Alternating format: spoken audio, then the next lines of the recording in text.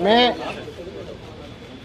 एक तो कल अमेरिका के एक सबसे बड़े अखबार और दुनिया के बहुत नामचीन अखबार न्यूयॉर्क टाइम्स में कल एक खबर छपी थी जिसमें दिल्ली के एजुकेशन मॉडल को फ्रंट पेज पे कवर किया गया है। ये भारत के लिए बहुत बड़ी बात है, बहुत गर्व की बात है कि देश का एजुकेशन मॉडल उस तरफ जा रहा है जहां दुनिया उसकी चर्चा कर रही है। भारत के एजुकेशन मॉडल में दुनिया को कुछ ऐसा दिखाई दे रहा है, दुनिया के सबसे बड़े अखबारों को ऐसा दिखाई दे रहा है ताकि वो दुनिया को प्रेरित कर सकें, उससे दुनिया को बता सकें। ये हमारे लिए गर्व की बात है। अभी मैं ये देख रहा था कि इसी न्यूयॉर्क टाइम्स के फ्रंट पेज पे करीब 1.5 साल पहले ये तस्वीर छपी थी, आपने भी देखा होगा, जिसमें कोविड के दौरान नदी के किनारे जलती हुई लाखों लाशों की तस्वीरें छपी थीं। कोविड के दौरान लाखों लाशें मां गंगा के किनारे पर किस तरह से गैर इंसानियत से जलाई गई थी, उसकी तस्वीर, उसकी खबर न्यूयॉर्क टाइम्स में छपी थी 1.5 साल पहले। जब ये खबर हमने देखी थी और देश के लोगों ने देखी थी तो एक भारतीय के नाते थोड़ा अपने आप पे शर्म आई थी, अपनी गवर्नेंस पे शर्म आई थी, अपने मॉडल पे शर्म आई थी। दुनिया में कोविड हैंडल हो रहा था लेकिन हम ऐसे हैंडल कर रहे थे, इस पे शर्म आई थी कि भारत में कोविड ऐसे हैंडल हो रहा है। कल जब ये खबर छपी तो एक भारतीय के नाते सबको गर्व हुआ कि भारत में एजुकेशन का ऐसा मॉडल है जिसको न्यूयॉर्क टाइम्स जैसे अखबार फ्रंट पेज पे लीड स्टोरी बना बना के पूरी पिक्चर और पूरी स्टोरी छाप रहे हैं, इतना बड़ा आर्टिकल छाप रहे हैं। ये मेरे लिए भी गर्व की बात है, लेकिन मैं बहुत विनम्रता के साथ कहना चाहता हूँ कि ये खबर मेरी उपलब्धि नहीं है। ये खबर मेरी वजह से नहीं छपी कि मैंने कुछ ऐसा कर दिया जिसकी तारीफ़ हो रही है। ये एक्चुअली दिल्ली के टीचर्स की तारीफ़ है। तो आज जब न्यूयॉर्क टाइम्स के फ्रंट पेज पे दिल्ली के टीचर्स का काम छप रहा है और सारी दुनिया उनकी तारीफ़ कर रही है, तो मैं दिल्ली के टीचर्स को बहुत बहुत बधाई देना चाहता हूँ। मैं उनको कहना चाहता हूँ कि इसी तरह से लगे रहिए। लाखों करोड़ों बच्चे, आने वाली पीढ़ियाँ इस बात को याद रखेंगी कि दिल्ली के टीचर्स ने और दिल्ली के बच्चों ने इतनी मेहनत की कि उनका काम दुनिया में, सारी दुनिया के सर चढ़ के बोला, सारी दुनिया में भारत की तारीफ़ का कारण बना। ये हम सब के लिए और ख़ास तौर से हमारे टीचर्स के लिए गर्व की बात है। कल मेरे घर सीबीआई के ऑफिसर्स आए थे और दिल्ली सचिवालय में मेरे जो एजुकेशन मिनिस्टर का, डिप्टी सीएम का ऑफिस है, वहाँ पर भी उन्होंने रेड की थी। सारे ऑफिसर्स दोनों जगह बहुत अच्छे लोग थे, बहुत अच्छे से सबने बहुत व्यवहार किया। उनको ऊपर से ऑर्डर्स हैं, उसकी तामील उनको करनी है। जो भी उनसे सही गलत कराया जा रहा है वो ऊपर के ऑर्डर से कराया जा रहा है। लेकिन मैं व्यक्तिगत रूप से खुद और अपने परिवार की तरफ से उन तमाम सीबीआई ऑफिसर्स का बहुत धन्यवाद करना चाहता हूं जिन्होंने कल बहुत अच्छे से मेरे परिवार के साथ व्यवहार करते हुए मेरे घर को सर्च किया। और मुझे व्यक्तिगत रूप से उनसे मिलके अच्छा लगा। सीबीआई कोई अपने घर पे नहीं चाहता है, लेकिन अच्छे लोग थे, अच्छा लगा। जिस एक्साइज पॉलिसी के बारे में ये सारा विवाद खड़ा किया जा रहा है,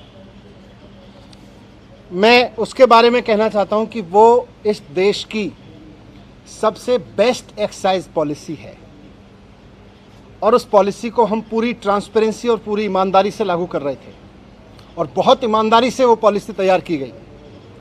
अगर दिल्ली के एलजी साहब ने 48 घंटे पहले उस पॉलिसी को फेल करने की साजिश के तहत अपना फैसला नहीं बदला होता तो आज दिल्ली सरकार को इस बेस्ट एक्साइज पॉलिसी से कम 10,000 करोड़ रुपए हर साल मिल रहे होते। ये लोग कह रहे हैं कि इस पॉलिसी में बहुत बड़ा घोटाला हो गया। कल मैं मनोज तिवारी जी का एक प्रेस कॉन्फ्रेंस देखा मैंने। मनोज तिवारी जी कह रहे थे कि 8,000 करोड़ का घोटाला हो गया है एक्साइज पॉलिसी में।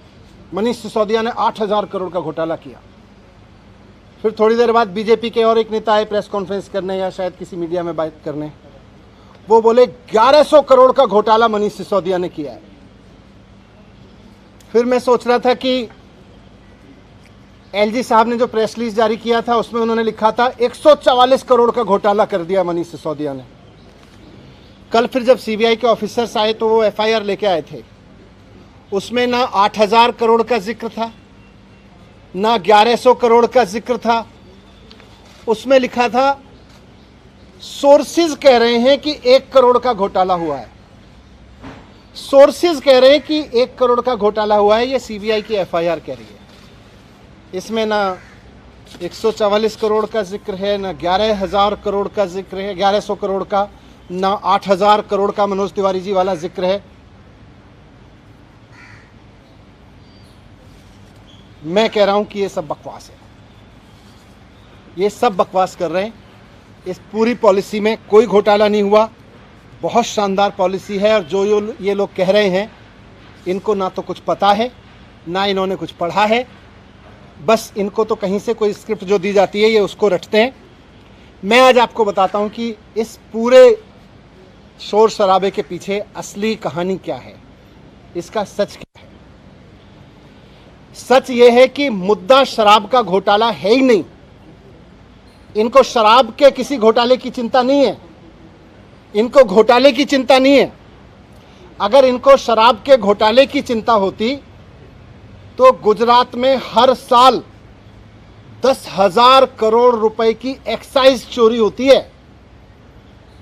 अगर शराब की एक्साइज की चोरी की अगर चिंता इनको होती, एक्साइज के घोटाले की इनको चिंता होती, तो आज ये सीबीआई का पूरा हेडक्वार्टर गुजरात में शिफ्ट करा देते 10,000 करोड़ का घोटाला रोकने के लिए। और यही लोग करवा रहे हैं, जो लोग सीबीआई को इंस्ट्रक्शंस दे रहे हैं ना, यही लोग गुजरात में 10,000 करोड़ रुपए की एक्साइज की चोरी कर रहे हैं। लेकिन इनको घोटाले की चिंता नहीं है।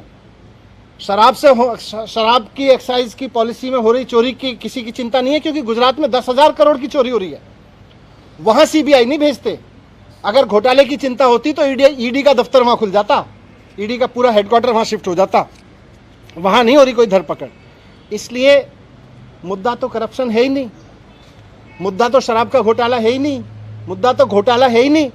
अगर मुद्दा घोटाला होता तो प्रधानमंत्री जी ने कुछ दिन पहले बुंदेलखंड एक्सप्रेसवे का उद्घाटन किया था। आप सबने देखा था, आप सबने दिखाया था, सारे मीडिया ने चलाया था। और सारे मीडिया ने देश के बहुत शोर से बताया कि प्रधानमंत्री जी ने जिस हाईवे का, एक्सप्रेसवे का उद्घाटन किया था, 5 दिन के अंदर अंदर वो पूरी तरह से धंस गया। बहुत बड़ा घोटाला हुआ वो एक्सप्रेसवे बनाने में, हाईवे बनाने में। अगर मुद्दा करप्शन होता तो आज सीबीआई और ईडी प्रधानमंत्री द्वारा उद्घाटित किए गए उस महामार्ग के घोटालेबाजों को पकड़ रही होती, उनके घर रेड कर रही होती, जिन्होंने इतना बड़ा घोटाला कर दिया कि प्रधानमंत्री जी ने जिस एक्सप्रेसवे का उद्घाटन किया 5 दिन में धंस गया। वो है घोटाला।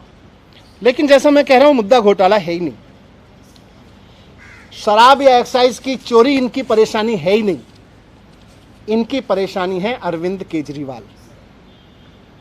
इनकी परेशानी है कि अरविंद केजरीवाल जिस तरह से अब पूरे देश में एक काम करने वाले ईमानदार नेता के रूप में पहचान बनाते जा रहे हैं और पूरे देश के लोग अब उनको पसंद करने लगे हैं, इनकी परेशानी ये है। और पंजाब के बाद तो पूरे देश में अरविंद केजरीवाल जी को एक राष्ट्रीय विकल्प के रूप में देखा जाने लगा है। इनकी परेशानी ये है।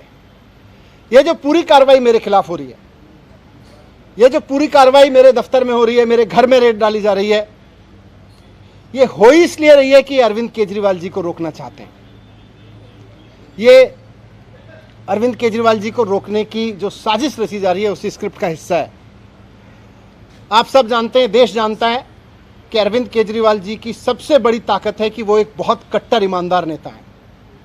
अरविंद केजरीवाल जी की दूसरी सबसे बड़ी ताकत है कि उनको काम करना और काम करवाना आता है। उनको दिल्ली का एजुकेशन ठीक करके उन्होंने दिखा दिया कि एजुकेशन कैसे ठीक होता है। उन्होंने हेल्थ ठीक करके दिखा दिया कि हेल्थ सिस्टम कैसे ठीक होता है। आज दुनिया भर में मैंने दिखाया आपको, आज अरविंद केजरीवाल जी की वजह से दुनिया भर में भारत का नाम रोशन हो रहा है। इसलिए आज ये इत्तेफाक नहीं है कि हेल्थ और एजुकेशन पर दुनिया भर में भारत का नाम रोशन करने वाले अरविंद केजरीवाल जी के हेल्थ मिनिस्टर के यहाँ छापे डाले जा रहे हैं, उनको जेल में डाला जा रहा है। उनके एजुकेशन मिनिस्टर के यहाँ छापे डाले जा रहे हैं, उनको मुझे जेल में डालने की तैयारी की जा रही है। मेरी गलती ये थोड़ी ना है, वो भी जानते हैं कि कोई भ्रष्टाचार नहीं हुआ। इनको पता है कि कोई भ्रष्टाचार नहीं हुआ, इसीलिए उलझुल बके जाते हैं। इनको मैंने भ्रष्टाचार नहीं किया, मैंने सिर्फ इतना किया है कि अरविंद केजरीवाल जी का एजुकेशन मिनिस्टर हूं मैं, इसलिए ये कर रहे हैं, इसलिए ये साजिश रची जा रही है। इन्होंने पहले अरविंद केजरीवाल जी के हेल्थ मिनिस्टर को गिरफ्तार किया, फिर कल मेरे यहाँ रेड डाल दी, अब 2-4 दिन में मुझको भी गिरफ्तार कर लेंगे। तो हेल्थ और एजुकेशन मॉडल जो है अरविंद केजरीवाल जी का, इनका मकसद है कि उसको रोका जाए। मैं कहना चाहता हूं कि देश के प्रधानमंत्री नरेंद्र मोदी जी को पूरे देश ने इतना बड़ा जनमत दिया है, ये शोभा नहीं देता प्रधानमंत्री जी को, नरेंद्र मोदी जी को ये शोभा नहीं देता कि वो इस तरह की छोटी छोटी सोच रखते हैं कि कोई आदमी काम करे तो उसके हेल्थ के काम को रोक लो, एजुकेशन मिनिस्टर को जेल में डालो, हेल्थ मिनिस्टर को जेल में डालो, क्योंकि वो अच्छा काम कर रहे हैं, क्योंकि सारी दुनिया में तारीफ हो रही है। अरविंद केजरीवाल जी में और नरेंद्र मोदी जी में मैं आज रखना चाहता हूं आपके सामने कि अरविंद केजरीवाल जी और नरेंद्र मोदी जी में यही फर्क है। केजरीवाल जी को अगर कोई अच्छा काम करते हुए दिखता है तो केजरीवाल जी उसकी प्रशंसा करते हैं, उससे प्रेरणा लेते हैं, उसकी तारीफ करके उसका हौसला बढ़ाते हैं और खुद उससे सीख के खुद करना चाहते हैं। मोदी जी का रुख यह है कि उनको अगर कोई अच्छा काम करता हुआ दिखता है तो वो उसके काम को रोकना चाहते हैं, उसके काम को साजिश के तहत रोक के उसके लोगों को और उसको सीबीआई और ईडी का डर दिखा के उसको रोकना चाहते हैं। 2 दिन पहले अरविंद केजरीवाल जी ने make in India campaign launch किया। देश को नंबर 1 बनाना है, शिक्षा के जरिए, स्वास्थ्य के जरिए, रोजगार के जरिए। इस पे तो सारे देश को गर्व है, इस पे मोदी जी को भी गर्व होना चाहिए कि हमारे देश का एक मुख्यमंत्री make India number 1 campaign launch कर रहे हैं, हेल्थ और एजुकेशन के जरिए एक देश का विकास करने का विजन लेके चल रहे हैं। मोदी जी को तो इनको सपोर्ट करना चाहिए था, लेकिन जिस दिन अरविंद केजरीवाल जी ने मेक इंडिया नंबर 1